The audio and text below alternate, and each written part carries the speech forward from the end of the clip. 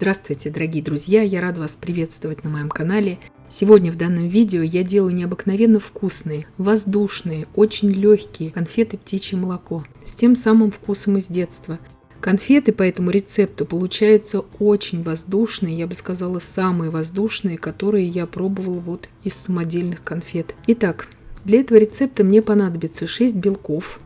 Я разделяю здесь 6 яиц на желтки и белки. Для такого рода десертов я всегда беру самые свежие яйца. Яйца я предварительно промыла и продезинфицировала скорлупу спиртом. Конечно же, посуда, в которой будет взбиваться белки, должна быть обезжирена, и ни капли желтка не должно попасть в белки. Обязательно заранее готовим форму, в которую мы будем переливать суфле. Здесь у меня форма 23 на 23 сантиметра. Если вы будете вот в такой разъемной форме делать, очень удобно, простелите ее просто бумагой для выпечки. Это вам тогда облегчит работу. И сейчас заранее взобьем сразу масляный крем. Здесь у меня 80 грамм размягченного сливочного масла. Я взбиваю вот в такой емкости для взбивания. Удобнее всего взбивать такие малые порции до побеления и пышности, примерно пару минут. Вы можете просто в мерной кружке все это взбивать. И добавляю туда сейчас 40 грамм сгущенного молока с сахаром, обычной сгущенки. Тоже, естественно, все должно быть комнатной температуры. Все это взбивается до однородности буквально за несколько секунд. И отставляю пока что в сторону. Но вот эта вот масляная смесь со сгущенкой, этот крем, он должен быть у нас обязательно заранее подготовлен. Так же, как и форма, потому что здесь все происходить будет очень быстро сейчас. Особенно, если вы никогда этого не делали. Вот учтите, что это должно быть обязательно подготовлено. Вливаю в дежу миксера 180 грамм белка. То есть это белки, по сути, от 6 средних яиц. Здесь следует придерживаться все-таки пропорций. Поэтому белки я взвешиваю. У меня там останется буквально в этой миске в белой, 1 ложка белка столовая. Но все равно вот делаем все по рецепту. 180 грамм белка.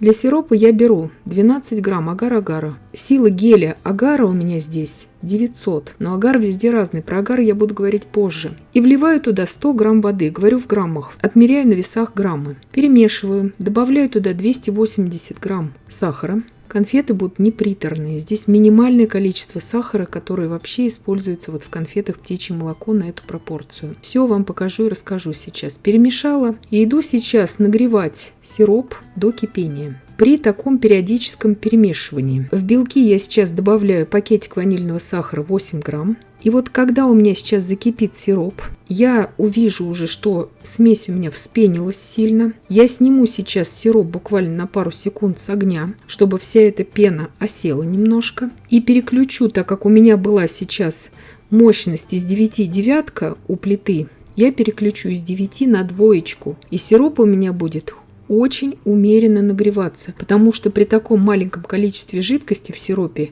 он нагревается быстро, но нам этого не нужно. Нам нужно, чтобы спокойно, равномерно у нас нагрелся агар. И вот как только закипел сироп, я начала взбивать белки. И вот когда у меня сироп сейчас при таком очень спокойном нагревании достиг 104 градусов Цельсия, я вливаю туда 1 столовую ложку лимонного сока. И вот теперь сироп у меня уже достиг 108 градусов Цельсия. Он сейчас в процессе еще сразу нагревается до 110. Чтобы он у меня уже не стал такими комками, я его снимаю при 108 градусах. Это уже будет нормально. Белки уже полностью у меня взбиты. И вливаю тонкой струйкой с края уже в хорошо взбившиеся белки. То есть белки должны быть уже очень хорошо взбиты. Если у вас миксер очень медленно взбивает белки, следует вам уже начать взбивание белков раньше, чем вот когда у вас закипит сироп. Если вы знаете, что этого времени будет недостаточно, взбивайте раньше. Вот с дна ковшика я вот этот гель уже не собираю, именно потому, что он мог уже пойти комочками где-то. Потом в суфле эти комочки у вас будут видны. Вообще любое суфле «Птичье молоко» очень часто не получается, особенно у новичков, именно из-за того, что на очень сильном огне варят вот этот сироп с агаром. Просто на умеренном огне варите, как вот я вам показала, и все у вас получится. И вот после уже полного введения окончательного сиропа в белки взбиваю сейчас минуты 4. Вот моим миксером 700 Вт. Мощность у миксера у всех индивидуальная. Даже с одинаковой мощностью все равно каждый миксер будет взбивать по-своему. Поэтому ориентируйтесь здесь на так называемые пустоты. Допустим, у меня другой миксер, планетарный, тоже Kenwood, он 1200 Вт у него мощность. Вот эту массу он взобьет за 1,5-2 минуты. Поэтому здесь смотрите только по этим пустотам. Когда начнут образовываться вот такие характерные пустоты, уже вот в этой белковой массе, значит, белок взбит уже очень хорошо. И масса у меня сейчас достигла примерно 35-36 градусов Цельсия. Вот это нормально. И я сразу сейчас ввожу туда масло со сгущенкой. Это я для вас здесь остановила миксер. На самом деле я не останавливаю, когда работаю. Я переключила миксер с 4 скорости на 1 и ввожу туда всю масляную смесь. Я здесь вам показываю в реальном времени. То есть перемешивать это все нужно буквально вот несколько секунд, не дольше, ничего взбивать здесь дальше нельзя. Сейчас я сразу перехожу на стол, вот со дна, с боковинок формы, я домешиваю все это уже лопаткой. То есть, видите, масса очень хорошо держит форму, она не жидкая ни в коем случае, то есть такая, как она должна быть, эта меренга. Все это перемешали, очень быстро здесь нужно работать, потому что агар застывает быстро. У нас уже сейчас масса где-то 35 градусов Цельсия, уже агар при этой температуре начинает, в принципе, схватываться. Она уже, как вы видите, не растекается, эта масса. Сейчас разравниваю шпателем, то есть ждать здесь ни в коем случае ничего нельзя, нужно разравнивать очень быстро и сейчас же, иначе потом она схватится уже комком. Я убираю на ночь в холодильник, ну хотя бы на несколько часов это убирайте в холодильник. У меня прошла ночь, я извлекаю сейчас десерт из формы. Эти боковинки, так как они у меня такие закругленные, не очень аккуратные, я их срезаю, делю их вот на такие маленькие конфетки. Я их попыталась здесь покрыть глазурью, но они некрасивые, потому что они неровные. И я их просто обваливаю в кокосовой стружке. В принципе, все эти конфеты можно обвалять в любых измельченных орехах. Также можно обвалять в какао-порошке. Но мы здесь делаем не десерт птичье молоко, а именно корпусные конфеты. То есть вот так вот это самый простой вариант. Также у кого аллергия на орехи, можно даже измельченными вафлями это все покрыть. Это все на ваше усмотрение. Я же буду делать именно корпусные конфеты. Здесь покажу вам, как это делается. Я разметила сейчас при помощи линейки на такие уже достаточно крупненькие конфетки по 4 с лишним сантиметра и делаю здесь 20 конфет. Для покрытия я беру обычную шоколадную глазурь кондитерскую, то есть я не буду здесь использовать шоколад. И вот так как у меня суфле очень нежное, потому что качество агара у меня не такое, как вот в странах СНГ продается. У нас в Германии купить хороший агар – это очень большая проблема. Поэтому я не могу сразу погружать всю эту конфетку в глазурь.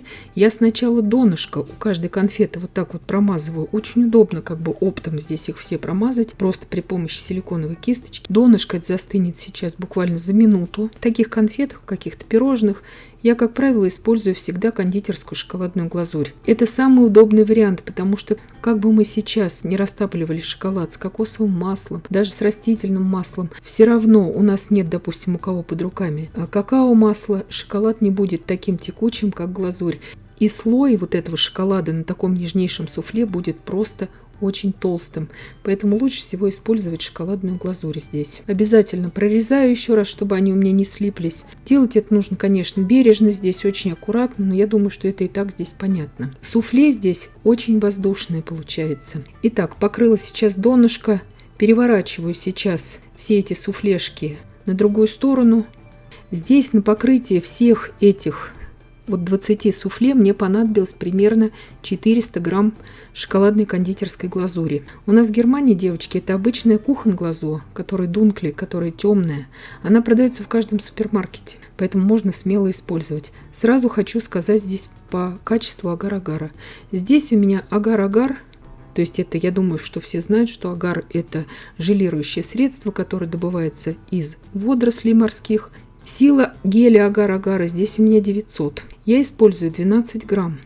Агар у меня не очень качественный. Вообще успех этого десерта, я бы сказала, на 90% зависит именно от качества агар-агара. И даже если не на 100%. Этот рецепт я снимала дважды. Первый раз у меня вообще не получилось это суфле, хотя я мастер по белковому крему и по торту птичье молоко просто с огромнейшим многолетним опытом. Это видео мне не удалось записать именно потому, что я заказала агар незнакомой мне фирмы в интернете, и он вообще не зажелировал белок. То есть он хорошо желирует сок, фруктовое пюре, но не белковую массу. Поэтому я купила, потому что я обычно покупаю агар-агар только в биомагазине, так как у нас в Германии можно хороший, качественный, стопроцентный агар, на мой взгляд, купить только дорогой в магазине биопродуктов.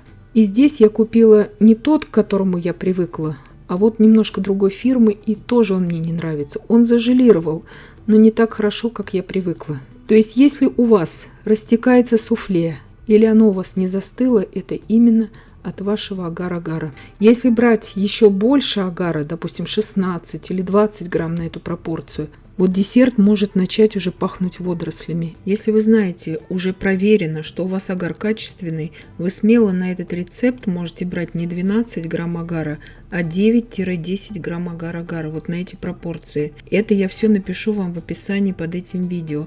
Агар здесь это ключевой момент в этом рецепте. Если вы новичок, агар он стоит недорого. Постарайтесь заказать агар на разных кондитерских фирмах, чтобы вам понять, какой агар вам нужен. Теперь обращаюсь к тем зрителям, которые смотрят меня из Германии. Тот агар, который продается в супермаркетах, так называемый агартин, он вообще не подходит для этого десерта. Лучше я советую купить в биомагазине, в Биоладоне. И вот фирма Биовеган, очень хорошая, проверенная временем фирма. У меня просто не оказалось ее в этот раз, и поэтому мне пришлось покупать что-то непонятное по качеству. Лучше, я считаю, заплатить деньги уже за качественный продукт, но чтобы у вас сразу все получилось.